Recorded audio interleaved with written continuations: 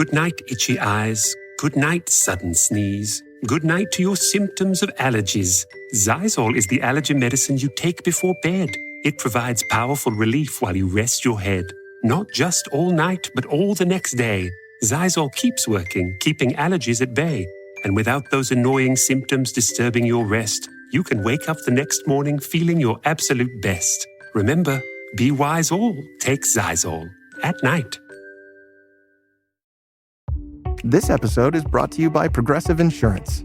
Fiscally responsible, financial geniuses, monetary magicians.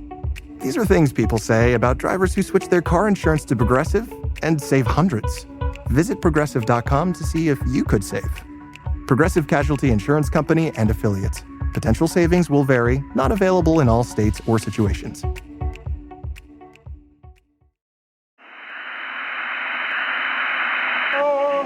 Wonder-working power in the precious... Incredible as they seem, are not the results of mass hysteria.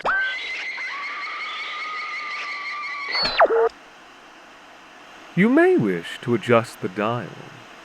You're currently tuned into the wrong station.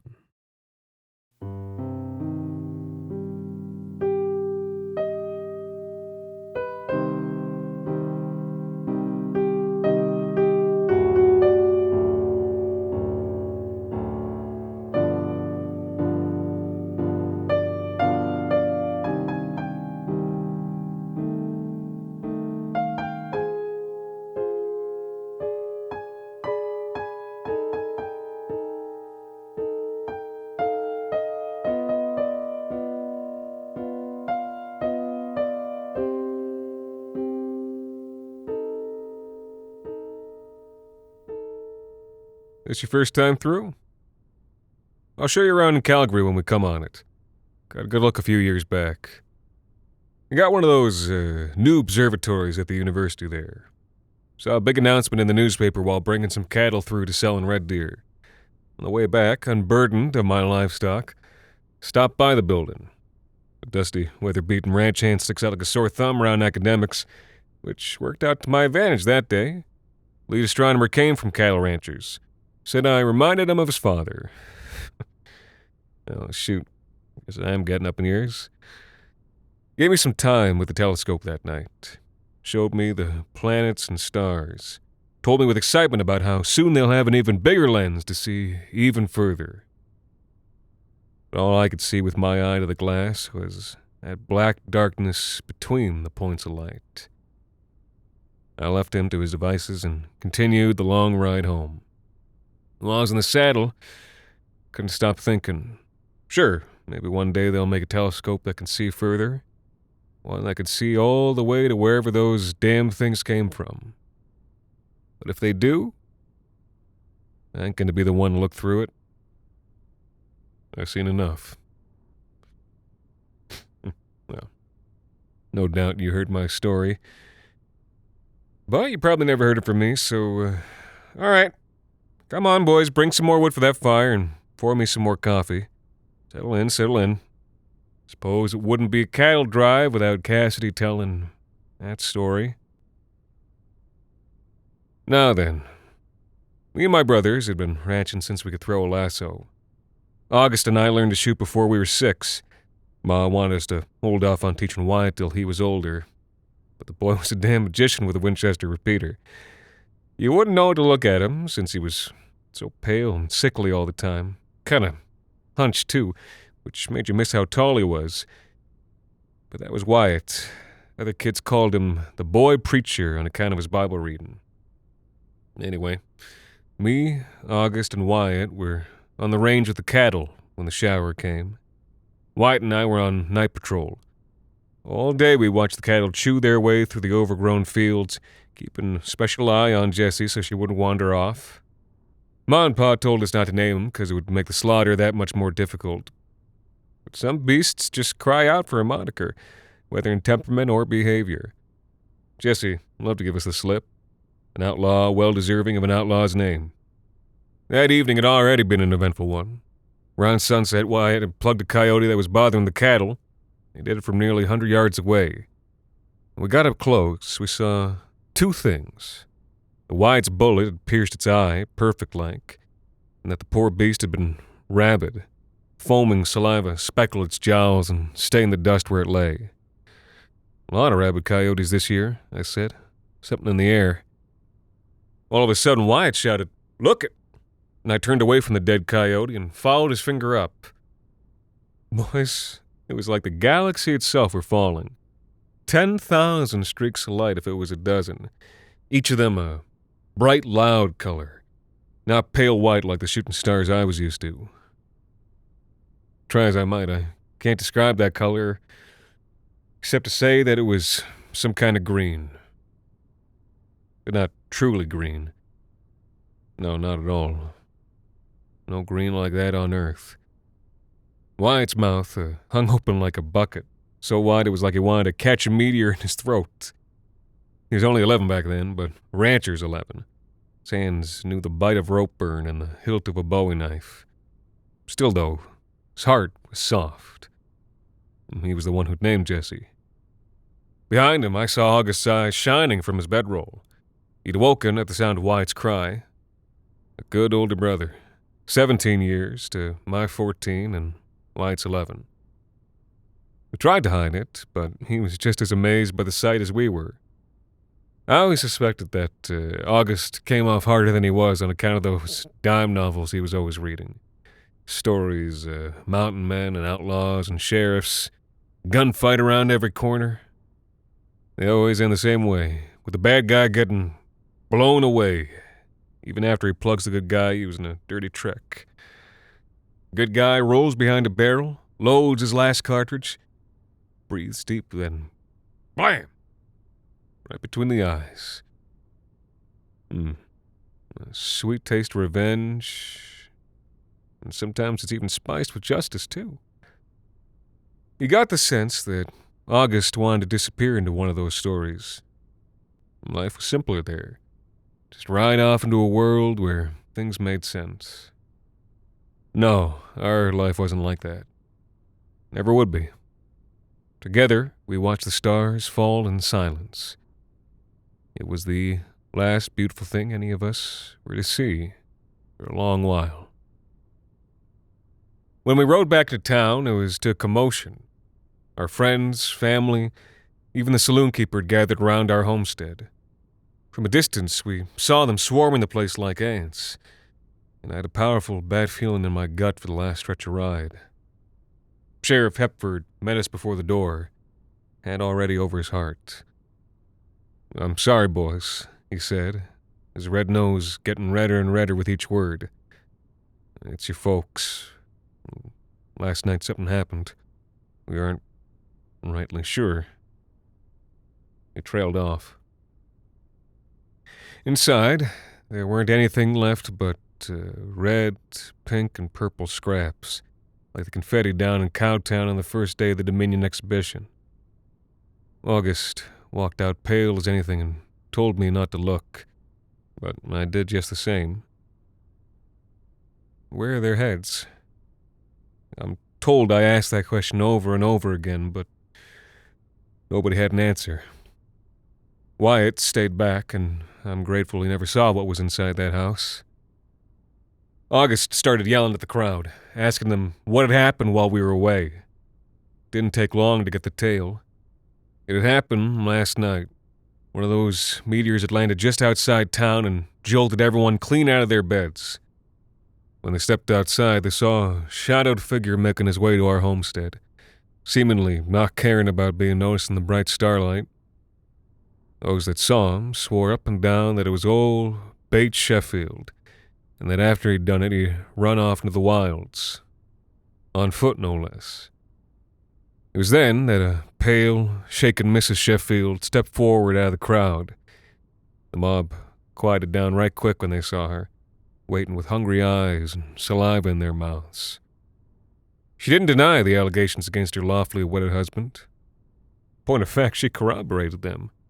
Meteor hit right close to their property, and old Bate had gone out back to check the damage.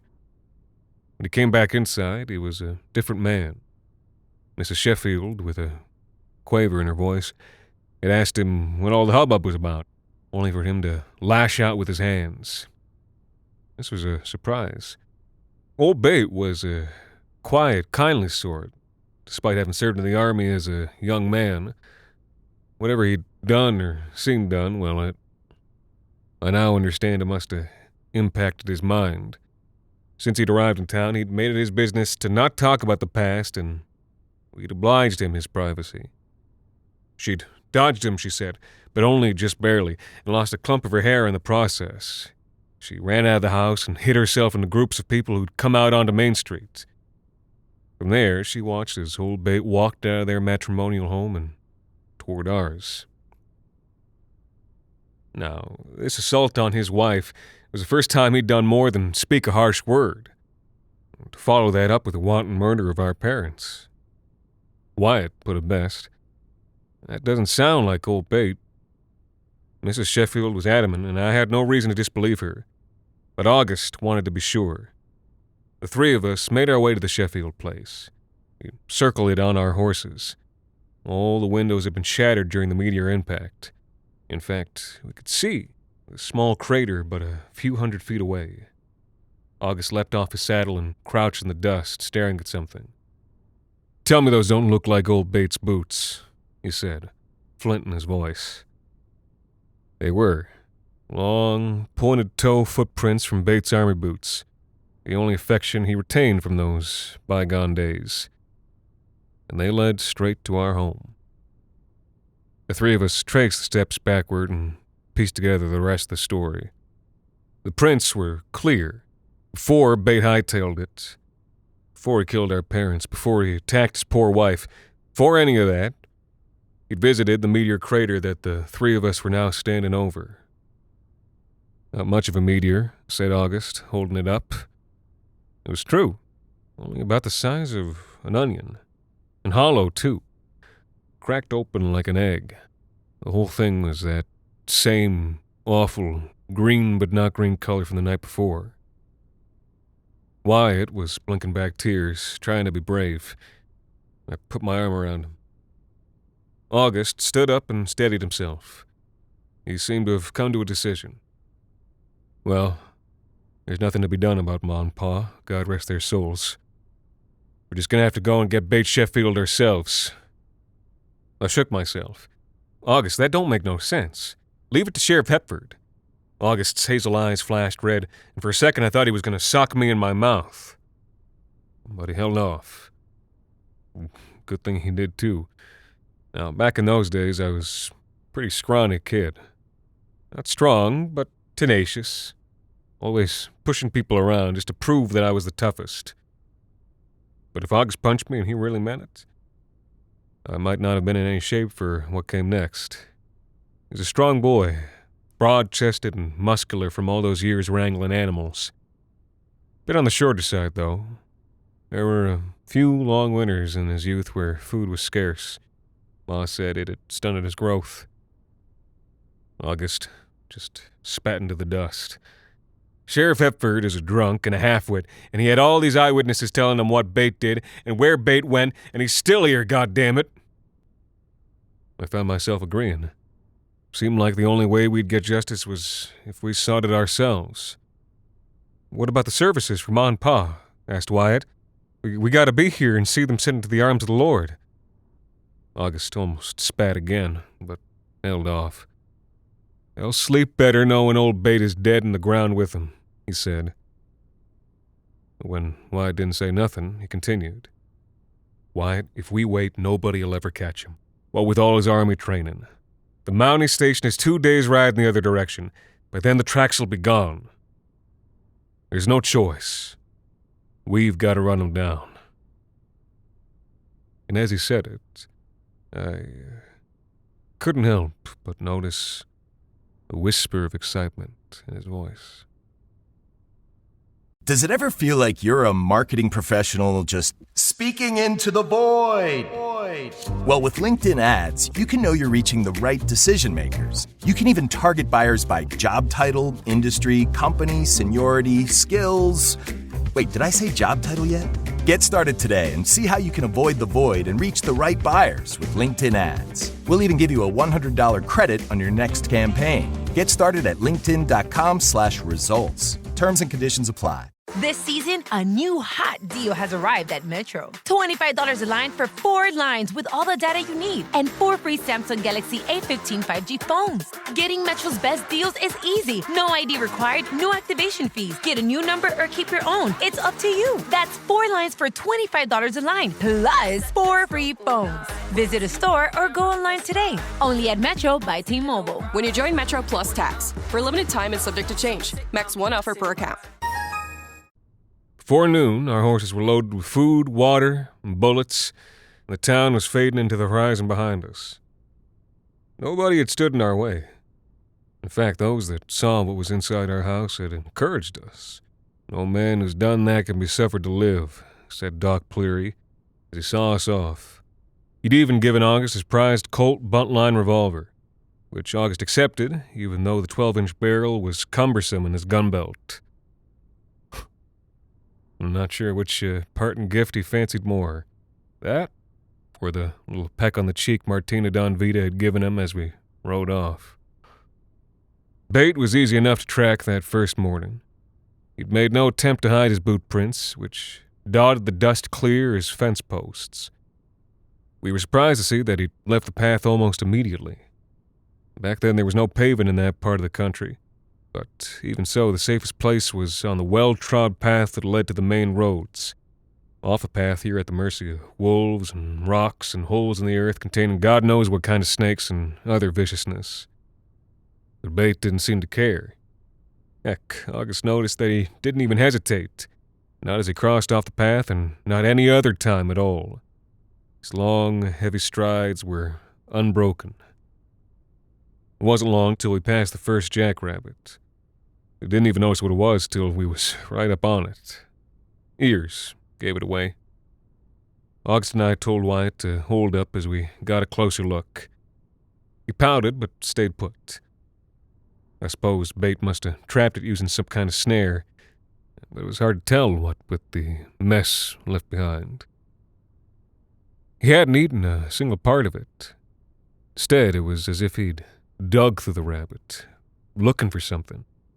Its head, especially, was cracked wide, like 2 thumbs pulling an apple in half, and the rabbit's brains lay scooped out, drying in the sun.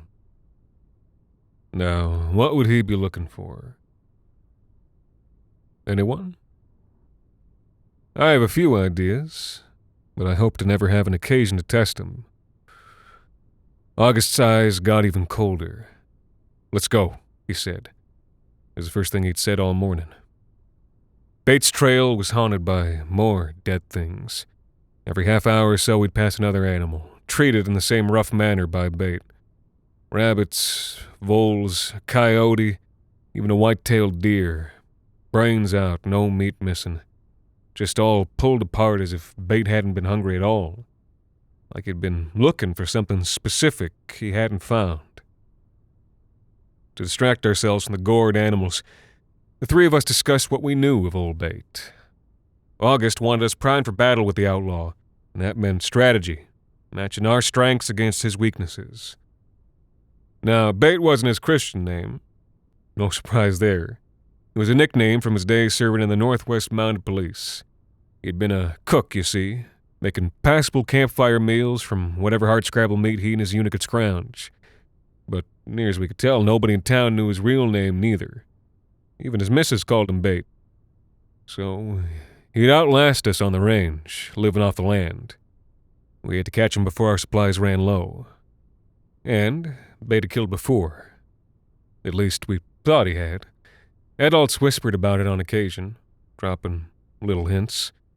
The subject of death was one we knew not to bring up around Bait. Heck, Bait didn't even like seeing August reading cowboy stories. He'd look away from the black and white illustrations of gun smoke and blood. That was all we knew of Bait, until later that afternoon. It was then that we learned that Bait was also a preternaturally talented swimmer.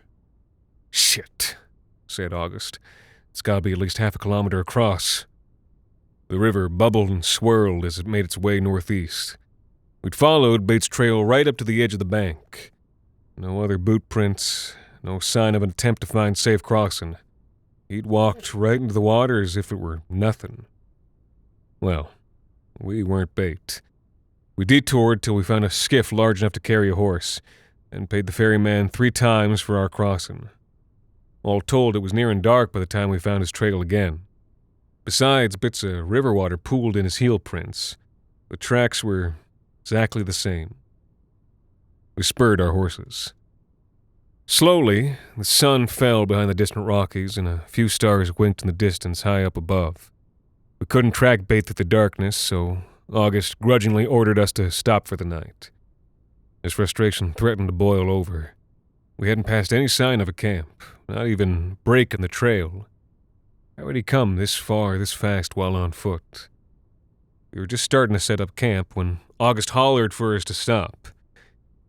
He'd been standing over Bates' trail, ruminating over the situation.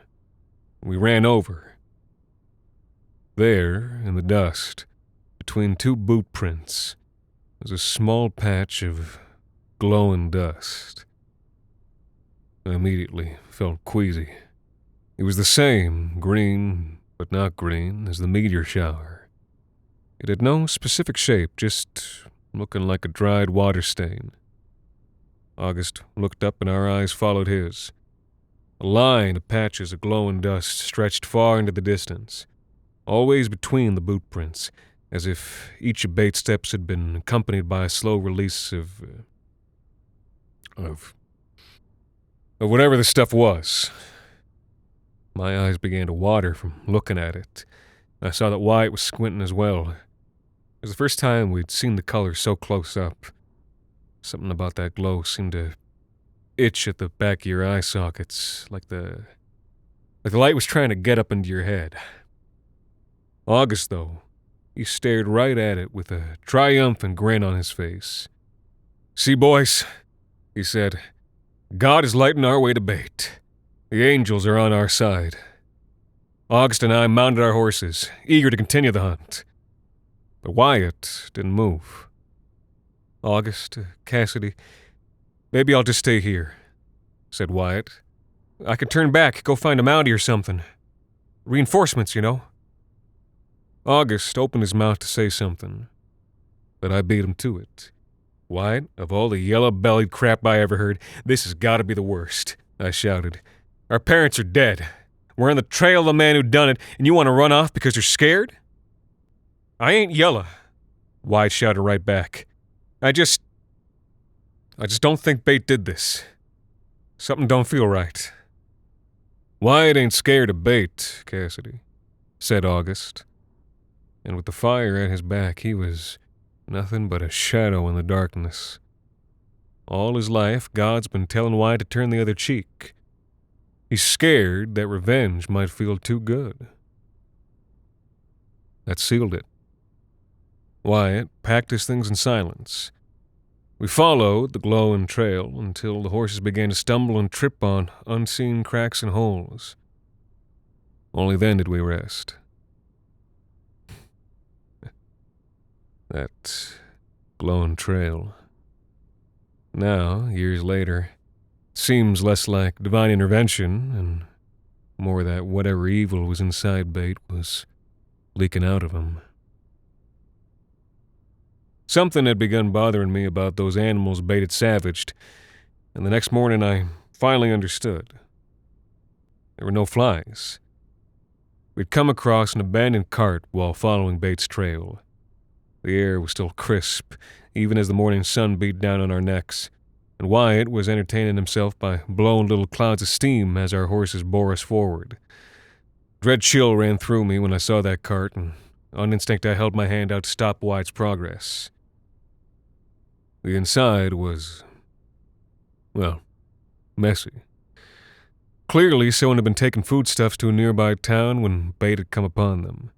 Their horse must have taken off scared because the harness was broken, and all that was left were hoof prints.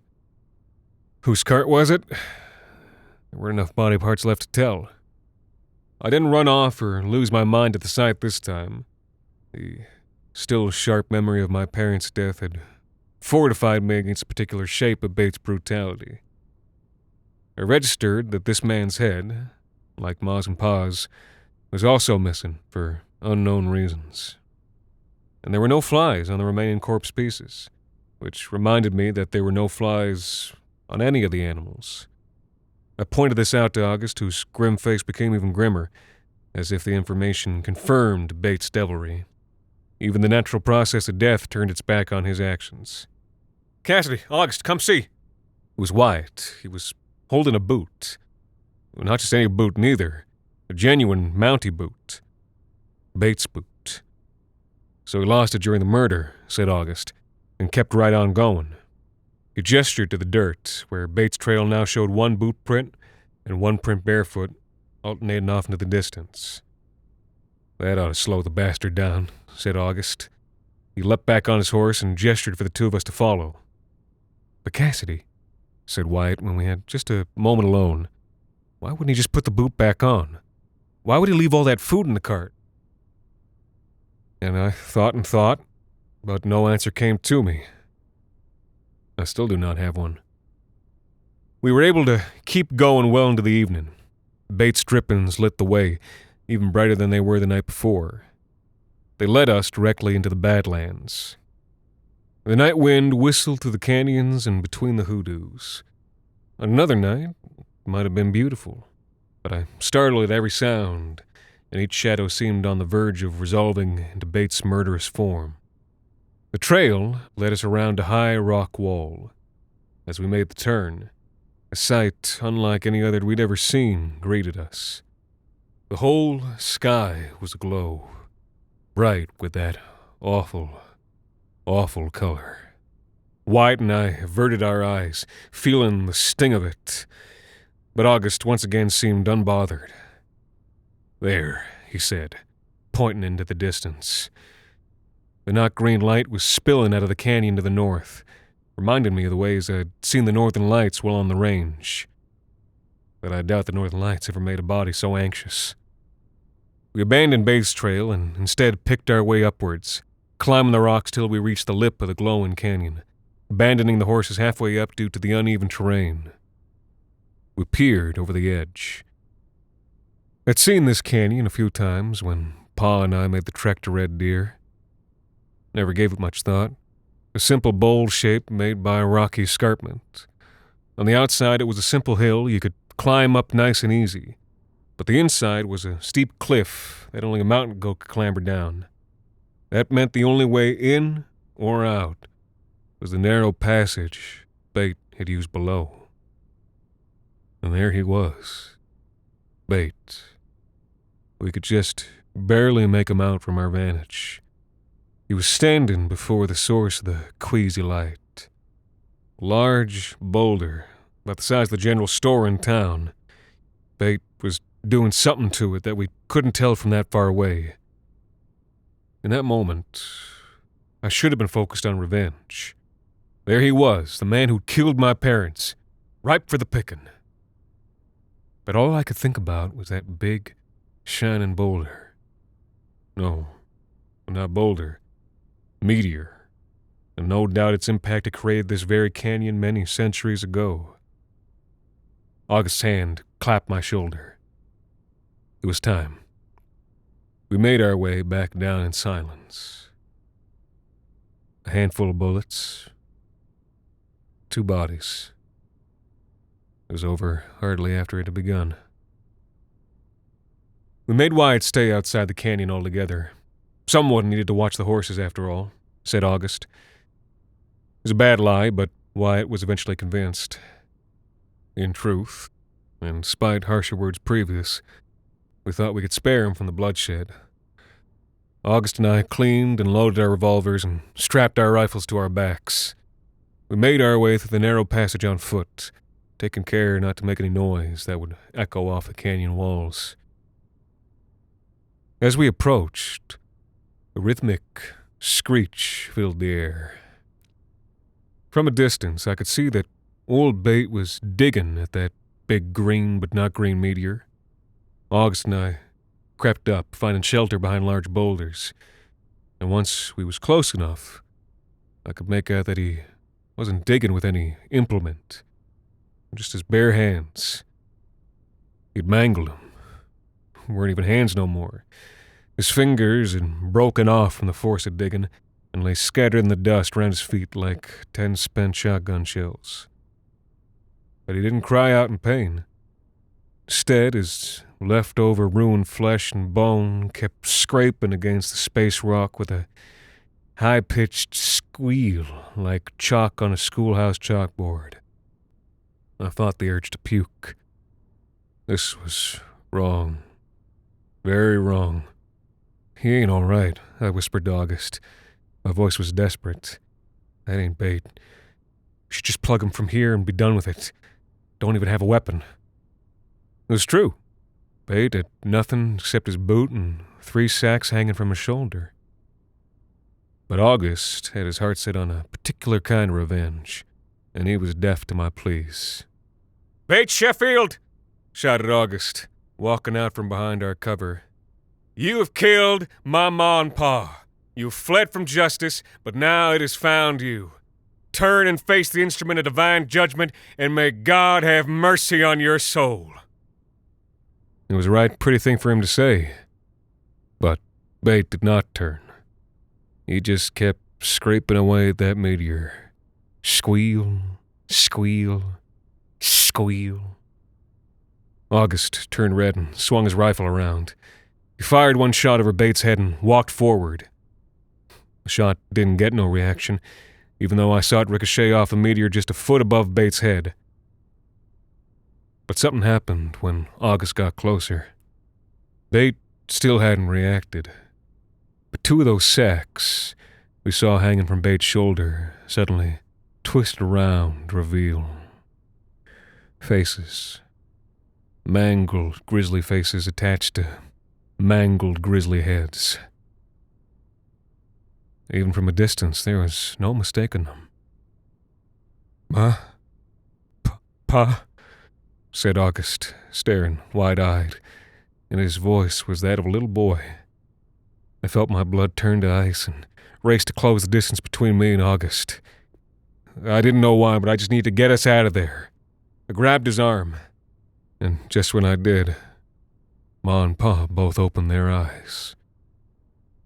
That awful color. It poured out of their empty sockets, bathed August in light so bright I couldn't even see him no more. I stepped towards Bate, drawing my gun, but the 3rd sack turned, and light poured from the head of the cart driver directly towards me. My head filled with the most peculiar images. I felt myself soaring across the blackness of space, riding currents of energy that I could not understand. I was surrounded by my brothers and sisters, whom I could not speak to or even see. Worlds sped by us, fast as anything, and I felt my siblings break away and fall towards these lands. I could feel as violence swarmed across these entire planets, entire solar systems. And then the images relented, and I had the strangest compulsion. Yes, it would be best to shoot myself, I thought. It would be the best thing in the whole entire world, that was for sure. A smile spread across my face. And I saw August grinning too. Grinning like I'd never seen him grin before. Such a serious boy. And he reached down, pulled Doc Cleary's prize Colt buntline from his gun belt, and put a bullet in his brain. And Lord, in that moment I was happy for him. Proud of him for doing it. Heck, I wanted to join him, and I pulled my revolver out too. But before I could fire, 3 more shots echoed out the night. The green light flicked off like someone blowing out a candle. For a moment I was furious, but then I recognized the body at my feet as August's and shook myself. I drew down on Bate, who still hadn't turned from his infernal labor. Unlike August, I did not hesitate. Still took 12 bullets to end Bates' life. The first 9 from a distance, and the last 3 I pumped into his head with the barrel against his brain pan, while he still kept digging at that meteor. Finally, the squealing stopped. He fell into the dust, and after a moment, so did I. Using my boot, I rolled Bates' body over. Ma and Pa's heads had been blasted apart. I looked closer at Bates' face. It was not the face I remembered. Not a friendly face about town. A man who worked and prayed and carried his lot in life about as well as any. The humanity had been stolen from it. Next to my bullet holes, there was a large open wound in his cheek that seemed to stretch right into his skull. It reminded me of those small burrows I'd seen in dead tree stumps. I stooped to get a closer look. Suddenly, his eyelid and cheek twitched, and before I knew it, a small, knot-green critter skittered out of the wound and onto Bates' face. It looked like a hog-nosed bat. Smashed, ugly face with beady eyes. Its 4 wings were folded tight against its body. It had these 2 digger claws on the front, and fangs as sharp and thin as sewing needles. It twisted this way and that before seeming to notice my presence, little eyes shining with a sort of recognition. Leapt towards me, flapping clumsily, but I'd already instinctively pushed myself backwards. Bats scare diseases, you know. His jump fell short, and I crushed it into the dirt with my boot heel. When I raised my foot, there was nothing but a glowing, knot-green stain that slowly faded into blackness. Wyatt came out from behind a boulder and joined me, carrying his still-smoking rifle. He always had been the best shot out of the 3 of us. Had he not ignored our order to stay behind, had he not intuited destroying the heads, I would be dead today. As dead as August, Ma, Pa, and the others. Wyatt did not cry then, too overwhelmed by the enormity of our loss, I suppose. He merely squatted in the dirt beside old Bates' body. His gun barrel stirred the strangely colored liquid that flowed from Bates' bullet wounds and pooled on the ground. "Did we get revenge, Cassidy?" He asked me without turning around. "Did we get revenge like August wanted?" Sure didn't feel like revenge. Or if this is what revenge felt like, then it weren't much different than that big empty black sky up above, from which something evil and foul fell to destroy our lives, and Bates too. "No," I said. "Just another rabid animal." Wyatt nodded. Said a prayer over Bates' body just the same. The meteor in the canyon was dark now. Stars twinkled above. Exhausted, Wyatt and I laid down our bedrolls and were instantly asleep. We left for town to the first light. It seemed wrong to bring his body through town, so we buried August on the range, halfway between the river and the grasslands where the cattle grazed. I held Wyatt's hand while he said the parts of the funeral service that he recalled. He cried then. I knew August wouldn't brook no crying, but I wasn't August. We told the town a version of events colored by tact and decorum. Mrs. Sheffield would never know the state of her husband when he died. August's death became an accident for fear the pastor would judge it suicide and deny him his place in heaven. I went from a 14-year-old middle child to a 14-year-old cattle rancher, landowner, and head of a family. Wyatt remained my little brother, right up till the day he left for seminary. He's a traveling preacher now. I believe his last letter was sent from Montana. In other words, life continued. I suppose it would be too much to ask for it to stop on account of 5 measly deaths, no matter how unusual. But hell, those 5 deaths sure meant a lot to me. Don't that count for something? Don't it? It was so simple in those dime novels, like there was a rule book. And even now, questions still nibble at my heels some nights. Why did Bate scoop out those brains? Why were there no flies on those carcasses? Why did August and the man with the cart die? Why did Wyatt and I live? Why Bate? Why our parents? Why us? And on those nights, I look up at the sky, and the blackness between the stars looks so dark and deep, it's like there ain't no light up there at all. In the 40 years since, I've been back that way many a time, and that canyon has never been aglow the way it was that night. Whatever Bate was trying to get at, well, it seems to be quiet. For now.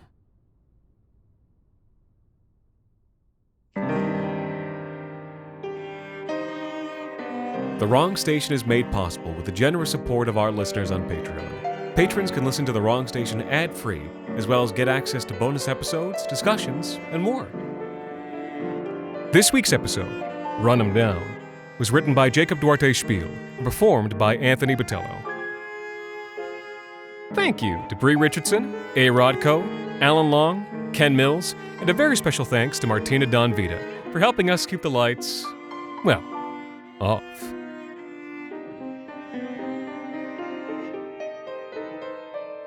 The Wrong Station is co-produced by Alexander Saxton, Anthony Botello, and Jacob Duarte Spiel, with music composed and performed on the piano by Ilan Citrin, and arranged for the viola and performed by Viola Schmid.